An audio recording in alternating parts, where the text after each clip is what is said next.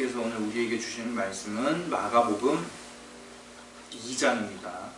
마가복음 2장 18절부터 20절까지의 말씀입니다. 마가복음 2장 18절부터 20절까지의 말씀입니다. 저와 여러분이 함께 합독하여 읽도록 하겠습니다. 요한의 제자들과 바리새파 사람들이 금식하고 있던 어느 날 사람들이 예수님께 와서 요한의 제자들과 바리새파 사람들의 제자들은 금식하는데 선생님의 제자들은 왜 금식하지 않습니까? 하고 물었다. 그래서 예수님이 그들에게 대답하셨다. 신랑의 친구들이 신랑과 함께 있는 동안에 금식할 수 있겠느냐? 그들은 신랑과 함께 있는 한 금식할 수가 없다. 그러나 신랑을 빼앗길 날이 올 것이다. 그때에는 그들이 금식할 것이다. 아멘. 예수님께서 세리였던 레위를 제자로 부르셨을 때에 바리새인들이 이렇게 물었죠. 제자들에게요. 네 선생은 왜 세리와 죄인과 함께 먹고 마시는가? 바리새인들이 이러한 질문은 한 까닭이 굉장히 명확했죠. 아직 예수님 사역에 적응하지 못한 제자들과 예수님의 사이를 반으로 나누려고, 이간질하려고 의구심을 심어놓았기 때문입니다. 바리새인들은 조용히 제자들에게 다가가서 물어보았겠지만 우리 예수님은 귀가 밝으신 분이죠. 그 작은 말도 다 들으시고 또한 그들의 악했던 마음을 다 아시고서는 바리새인들에게 이렇게 직접 답변하십니다. 건강한 사람에게는 의사가 쓸데가 없다. 나는 의인이 아닌 죄인을 부르러 왔다. 바리새인들에게 이렇게 말씀하신 까닭은 지금 바리새인들이 의인이라는 이야기가 아니죠.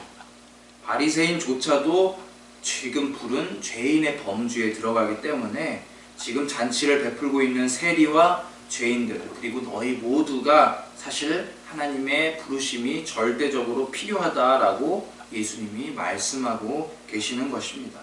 그러나 바리새인들은 이러한 창조주의 사려 깊은 의도를, 배려를 잘 파악했을까요? 아니겠죠. 오늘 본문이었던 마가복음 2장 18절부터 20절까지의 말씀에서 바리새의 사람들은 자신들이 죄인들과는 다르다는 점을 내세우고 싶어서 금식 논쟁을 시작하죠. 예수님께 이렇게 묻기 시작합니다. 18절입니다.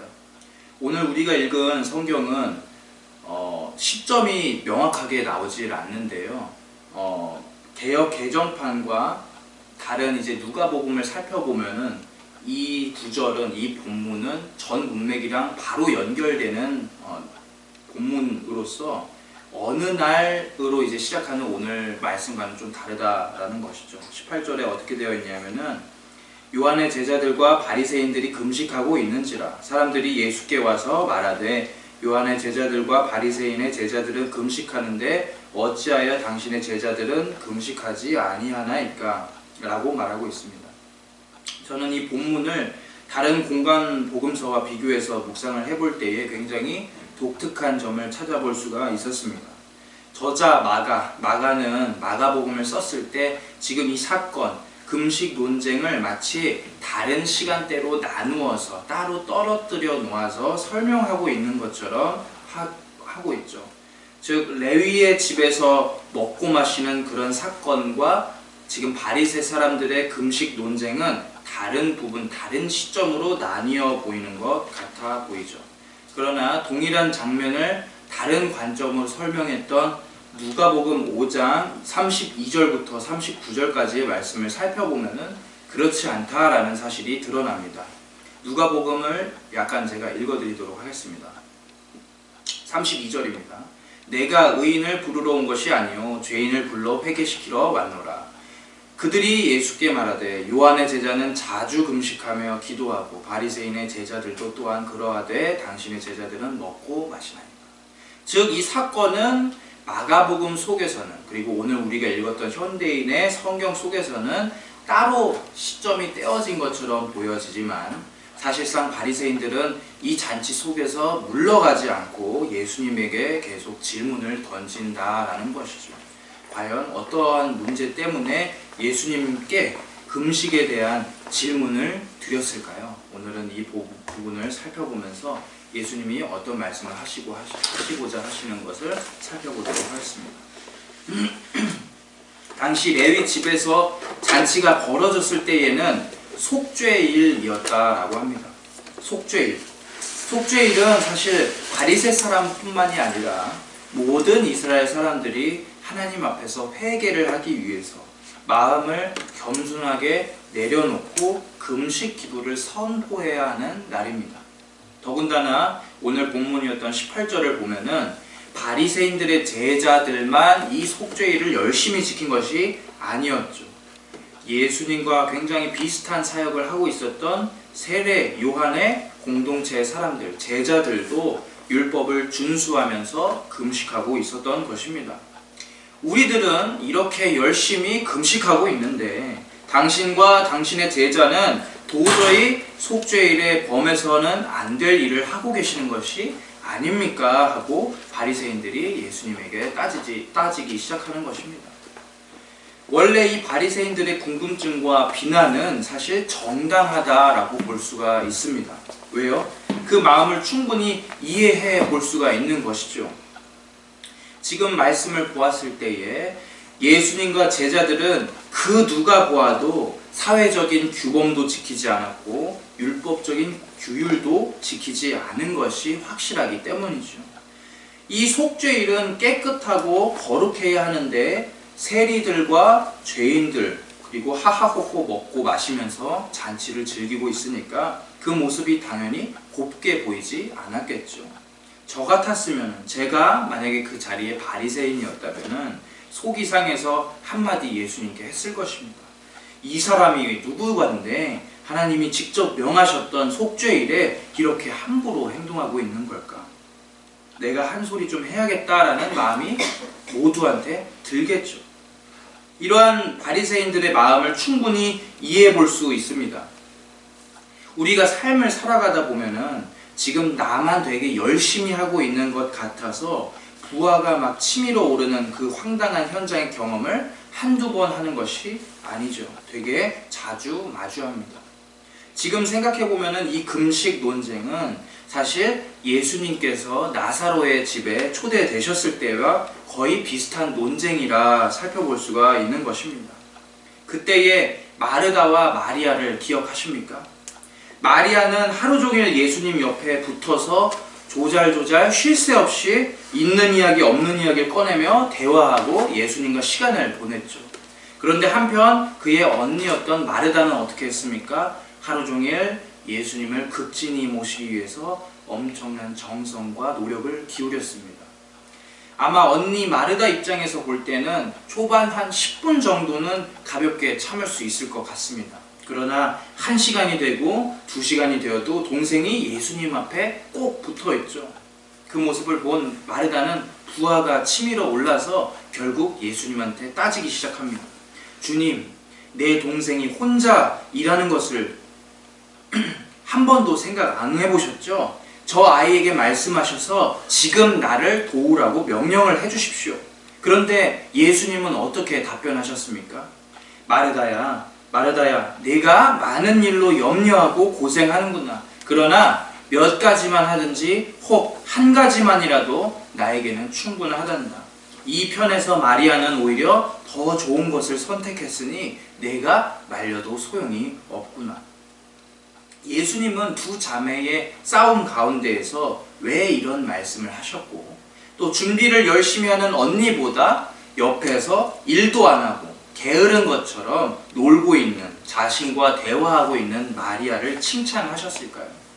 바로 이러한 문제의 해답이 오늘 금식 논쟁에서도 연결되고 있다는 것이죠. 바리새인들은 궁금했죠.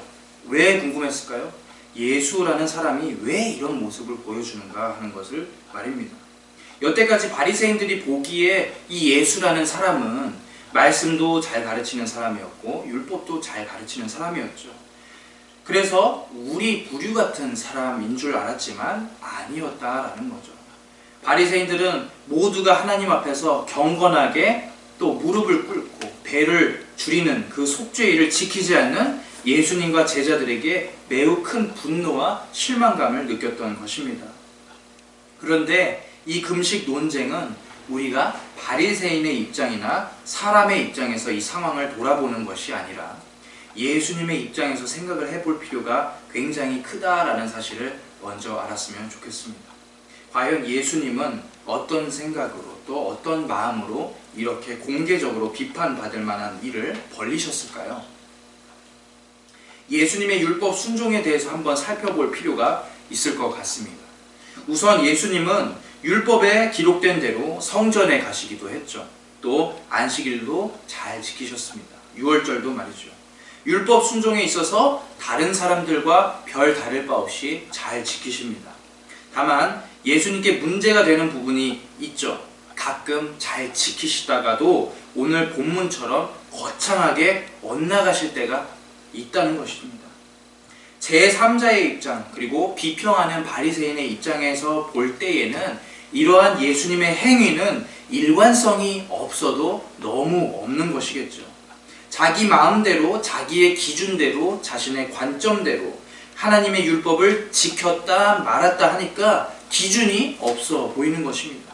그런데 예수님은 다른 사람들과는 차원이 다른 기준으로 또 형식으로 율법을 지키고 계시다라는 사실을 먼저 우리가 염두에 두어야 할 것입니다.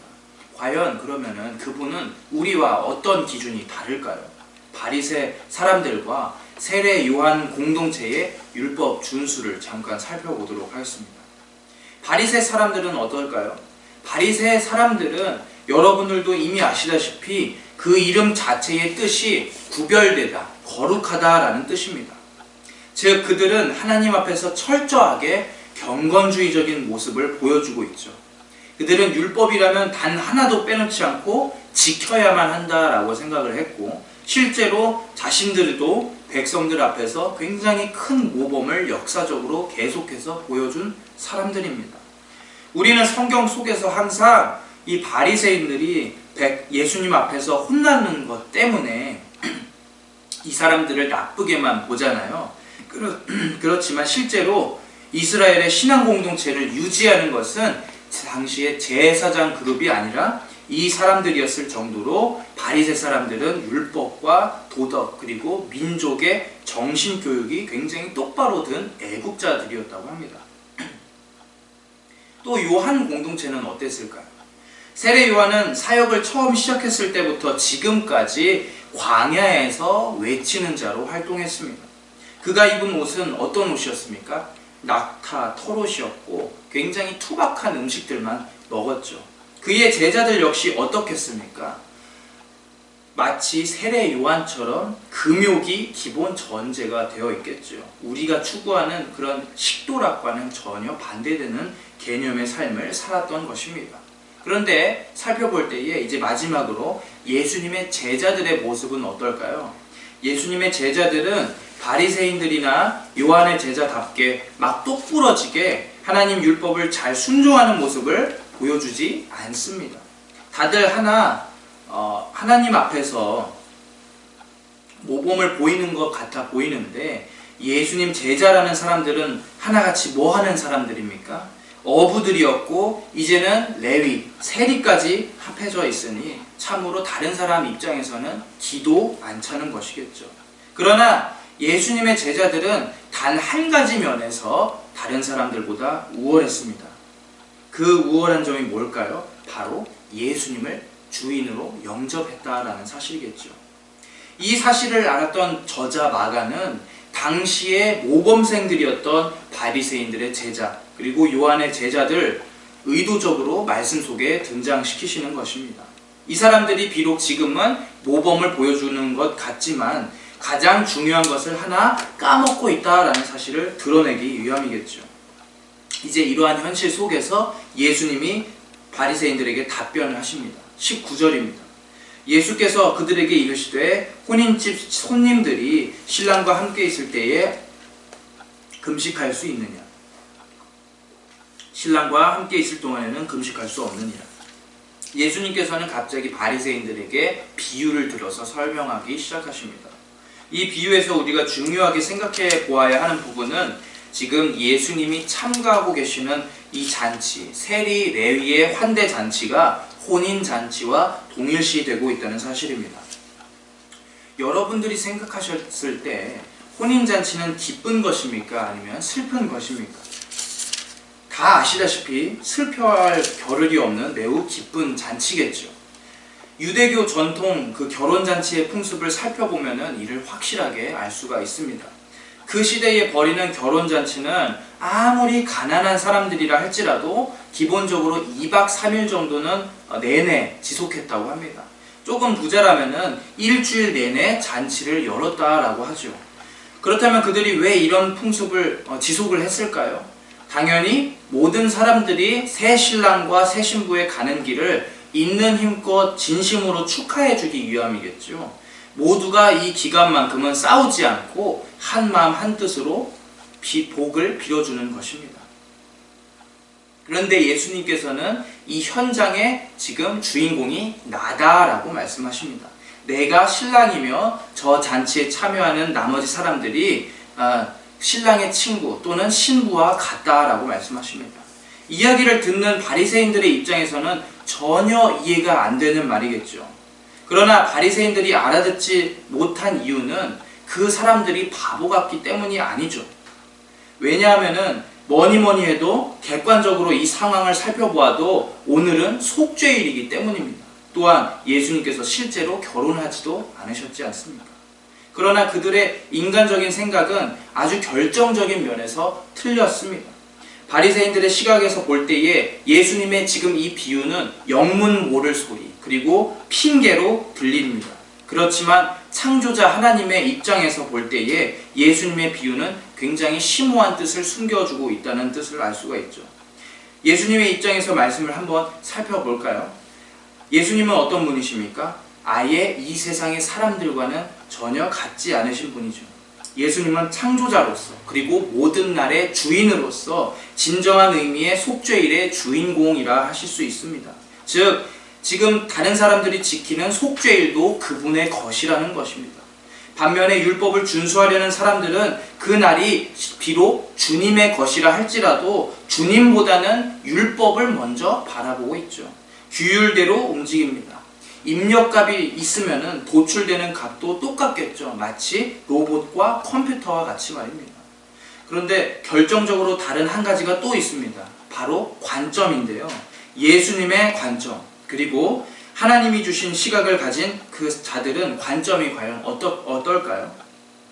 그 사람들의 관점은 서로의 만남을 통해서 기쁨을 이기지 못하고 진정으로 춤을 추는 다윗의 관점이고 또 스바냐서에서 기록된 것처럼 하나님께서 백성 한 사람을 만나실 때에 어여뻐서 기쁨을 숨기지 못하는 그런 사랑의 관점이겠죠.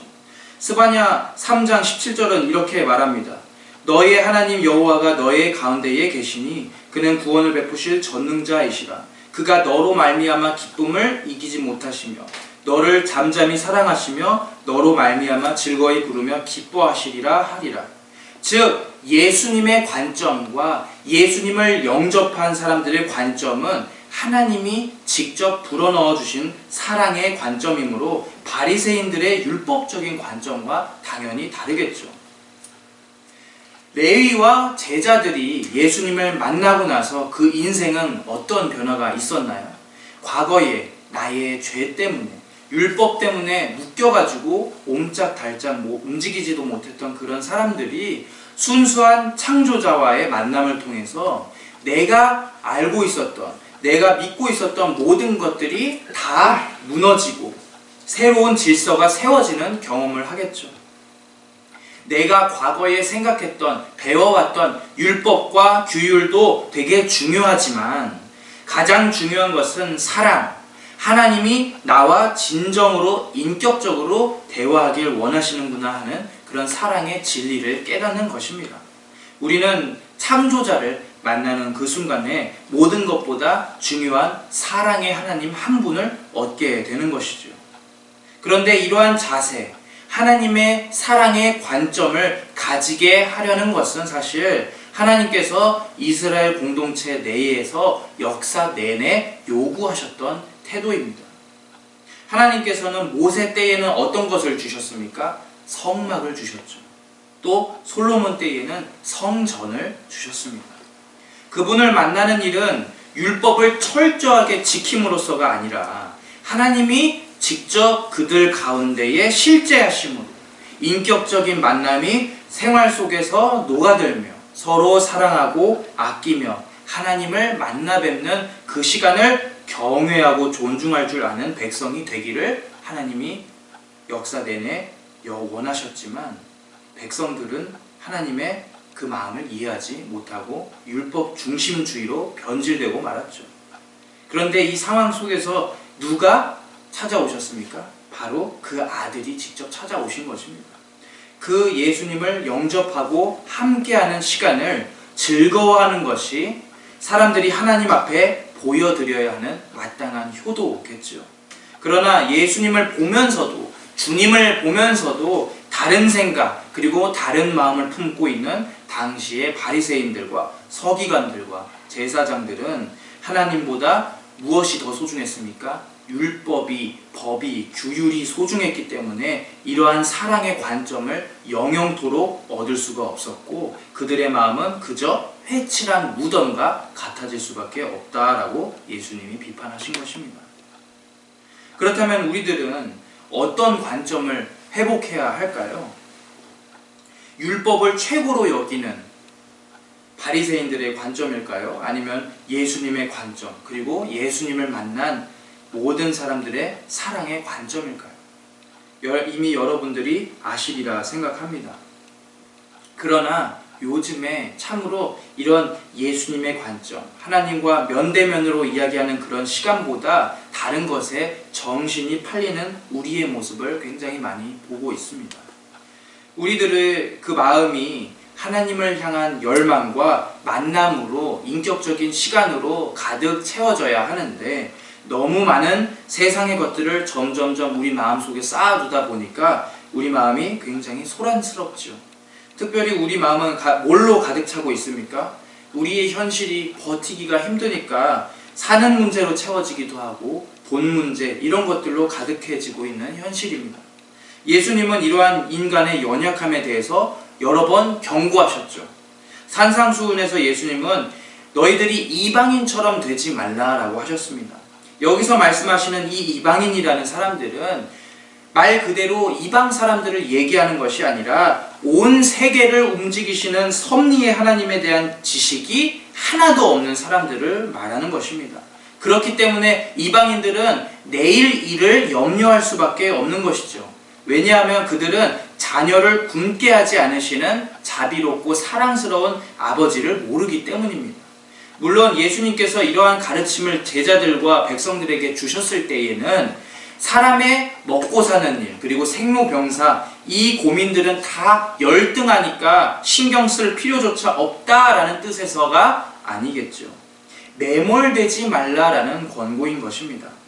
섭리하시며 자신의 자녀를 사랑하시는 그 하나님에 대한 지식이 풍부하다면은 너는 마땅히 이방인과는 다르게 살아야 한다라고 가르치는 것이죠. 그런 면에서 이방인, 예수님께서 말씀하시는 이방인은 바리새인과 똑같은 것입니다. 바리새인도 어떻게 생각하고 살았습니까? 바리새인들은 율법의 규율과 연계에만 신경 쓰지 않았습니까? 그들은 실제 하나님이 자기네들에게 요구하시는 바는 깨닫지를 못하고 마치 이방인들이 내일 일을 염려하듯 율법으로 자기의 삶을 연명하려고 하는 것입니다. 율법을 주신 하나님이 지금 진짜로 예수님의 모습으로 눈앞에 찾아와 계신데 그것을 알아차리지 못하고 애먼 것으로 자신의 삶을 지탱하려고 하는 것이죠. 흔히 말하는 속담으로 숲을 보지 못하며 나무만 보는 사람들이 바로 바리새 사람인 것입니다. 따라서 우리들은 무엇보다 순수한 예수님의 관점 그리고 속죄일이라 할지라도 잔치를 배설하여서 나를 부르신 예수님을 환대했던 레위 그리고 그 잔치에 즐겁게 참여하면서 예수님과 먹고 마셨던 죄인들의 관점까지도 우리가 배워야 한다는 것입니다. 세리였던 그 레위라 하여서 과연 그 잔치를 배설했을 때에 신경이 안 쓰였겠습니까? 당연히 레위도 그날이 속죄일이라는 사실을 알고 있었겠죠. 그러나 그는 그 다음을 염려하는 것을 포기해버렸습니다. 율법대로 행해야 한다는 규율을 벗어나서 예수님을 만나는, 예수님을 초청하는 굉장히 올바른 선택을 하기 시작하죠.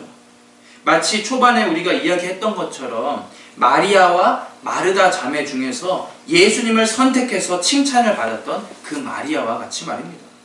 따라서 우리에게 진정 중요한 것은 규율, 율법이 아니라 예수님을 인격적으로 만나는 일임을 우리가 한 사람 한 사람 다 기억하고 돌아갔으면 좋겠습니다. 우리는 우리 삶 가운데서 참으로 바쁘게 살고 있죠. 그 때문에 일상에 매몰되는 경우가 너무나도 많습니다. 그런데 우리가 그렇게 매몰된다고 한다면은 예수님 앞에서 굉장히 노력했던 마르다나 하나님 앞에서 종교적인 열심을 보이려고 했던 바리새인 같은 사람들이 될 수가 있다는 것이죠. 중요한 사실은 어떤 일을 효과적으로 더 많이 지키느냐, 많이 하느냐가 아닌 것입니다. 예수님이 말씀하신 것처럼 신랑과 함께 있을 때 함께 기뻐해야 하는 것이며 함께 먹고 마셔야 한다는 것이고 신랑을 빼앗길 날에 함께 슬퍼할 때 슬퍼해야 하는 그런 태도가 중요하다는 것이죠. 이러한 당연한 도리를 회복하는 저와 여러분들이 되셨으면 좋겠습니다. 그런데 이 회복은 어려운 것이 아니죠. 방법도 되게 간단합니다. 누누이 많은 설교가들이 이야기하듯 묵상과 기도의 시간을 내는 것이 바로 하나님과의 회복의 관계의 첫 걸음이겠죠. 따라서 우리들은 현재 우리의 모습 속에서 시간의 11조를 하나님 앞에 드리고 있는지 돌아볼 필요가 있습니다. 헌금만 11조 하는 것이라면 우리가 반성을 해야겠죠. 이런 메시지를 제가 강단에서 할 때에 많은 사람들이 이렇게 생각하겠죠. 아니 뭔 놈의 교회가 11조를 요구하는 것도 그렇고 시간의 11조도 드리라고 하는가, 바라는 것도 많다, 우리는 바빠 죽겠는데. 그런데 여러분 과연 이게 진짜 제가 유별나서 이렇게 말씀을 드리는 것일까요? 아니겠죠. 11조는 여러분 어떻게 내는 것입니까? 10분의 1을 하나님 앞에 감사한 마음으로 드리는 헌금입니다. 드릴 때의 그 마음이 어떻습니까? 아까운 게 아니라 하나님께서 주셨으니까 당연히 감사한 마음으로 드리는 것이죠. 그런데 드렸다고 해서 나머지 10분의 9는 이제 내 마음대로 써도 되는 것입니까? 아니죠. 우리는 하나님께 11조를 바쳐드림과 동시에 우리 마음에 이 재산을 하나님께서 주신 소중한 물질이라고 생각을 하면서 나머지 10분의 9도 하나님이 기뻐하실 만한 인생의 방향으로 사용해야만 하는 것이겠죠. 그렇다면 시간의 11조도 마찬가지입니다. 이거는 지금 당신의 시간을 내십시오 하는 억압이 아니라 사실 신자가 당연히 지켜야 할 도리겠죠. 하루에 24시간 중에 단 30분도 내지 못하는 그런 자녀들이 어디 있단 말입니까? 우리가 아버지의 뜻을, 그리고 아버지의 마음을, 아버지의 관점을 알기를 원한다면 당연히 그분과 이야기하는 시간이 점점점 많아져야겠죠. 모쪼록 우리들은 한 가지 약속하고 돌아갔으면 좋겠습니다. 바리새인과 세례요한 공동체처럼 굉장히 당시에 특출나게 모범을 보이는 것보다 중요한 한 가지가 있다는 사실을 깨닫고 돌아가는 것입니다. 바로 레위와 세리들, 그리고 죄인들과 그 제자들이 그러했던 것처럼 그 시간만큼은 신랑을 위해서 신랑과 함께 즐거워하고 슬퍼하는 시간을 같이 보내야 한다라는 것입니다. 하나님과 대화하는 시간을 따로 떼어두길 원합니다. 그렇다면 왜 이렇게 해야 될까요? 결국 이렇게 되지 않으면은 우리는 이방인과 또 바리새인과 같은 수준으로 떨어지기 때문입니다. 수준이 똑같다, 수준이 떨어진다라는 말은 무슨 뜻입니까? 구원받은 자녀로서 행동해야 할 지침이 반드시 있는데도 불구하고 그 기준에 미달된다라는 뜻입니다. 그런 자녀들에게 하나님이 우리에게 뭔가를 마음먹고 시키실지가 만무하죠.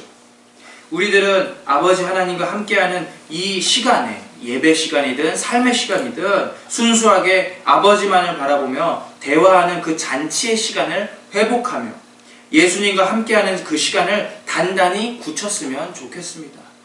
우리가 율법의 로봇 그리고 일상에 매몰된 그 이방인이 아니라 바빠 죽겠는 그 마르다와 특출나게 모범을 보이려는 바리새인과 세례 요한의 제자들이 아니라 조금은 부족하더라도 함께 예수님과 웃고 마시며 즐기는 레위 그리고 제자들 그리고 죄인들, 예수님의 마음과 같이 하나님의 관점을 다 같이 회복하는 사랑하는 하늘소망교회 교인들 되시길 주님의 이름으로 권면합니다. 이 시간 우리 함께 기도하도록 하겠습니다. 주님께서 우리에게 명하신 것은 굉장히 간단한 멍에였습니다. 그분의 명예는 쉽고 가벼운 것이라 하였지요. 그 가벼운 것 중에 하나님의 부르심에 마땅히 응답하고 주님 앞에 나와서 1대1로 인격적인 관계를 즐기는 시간이 있습니다. 그러나 우리들의 모습은 어떻습니까? 주님 앞에서 솔직하게 내 모든 것을 쏟으면서 나아가고 있습니까? 우리가 무엇인가를 하나님 앞에서 보여드려야 한다라는 강박관념을 아예 포기하기를 원합니다. 오히려 내 밑바닥부터 바람직하지 않은 모습까지도 주님이 아시길 바라며 하나님을 더욱더 의지하는 시간이 많아지기를 기도합니다. 이 시간 우리 함께 마음 모아 기도하도록 하겠습니다.